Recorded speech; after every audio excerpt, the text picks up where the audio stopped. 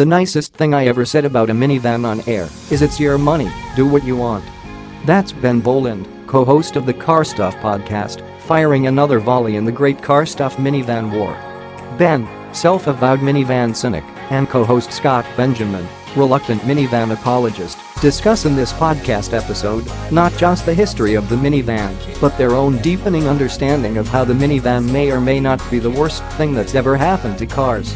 Conclusion? Probably not. There's more to the minivan's story than just the tale of a harried parent trying to stuff more kids into a vehicle bound for basketball practice. In fact, the so-called swagger wagon was a surprise hit for the auto industry. Didn't know that? What about these 3 points? Sure, the Chrysler design, which included the town. But even in the 1970s, Lee Iacocca, then president of the Ford Motor Company, was working with designers on the Ford Carousel, a vehicle that looked suspiciously like the Chrysler minivans that showed up in 1984. Perhaps not coincidentally, Iacocca was fired from Ford in 1978 and became the president of Chrysler soon after. But let's not just blame short-sighted execs at Ford for missing the point. They had some real constraints in the 1970s to produce a brand new kind of vehicle.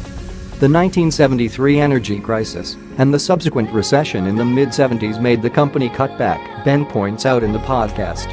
Ford had to cut back on development of entirely new vehicles, and one of their policies at the time to cut costs was to say, unless a vehicle is replacing an already successful line, we're not going to try to go out and make a new market. We're talking the first minivan with a turbocharged gas engine, all-wheel drive, and electric option in the early 1990s, no less, and seamless passenger side airbags.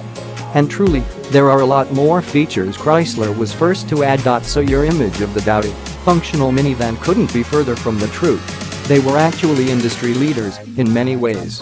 But that also leaves us to wonder where the minivan is headed. Sales have sharply declined as of April of this year, Ben points out. Are people who normally would have purchased a minivan 10 to 15 years ago buying crossovers? Are they going to be buying compact subs? I think that's the direction things are headed in. But also, it's not a ding on the minivans. If they're meant to be family cars, then it seems like their emphasis on luxury and comfort is paying off. So perhaps, armed with information, we may have reached a peaceful détente in our great minivan war. Because as Ben himself even admits about the last time he was in a minivan, you know what?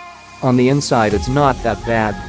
To solidify your own stance on the minivan and learn how to use the word garageable in a sentence, check out this CarStuff podcast with Ben and Scott.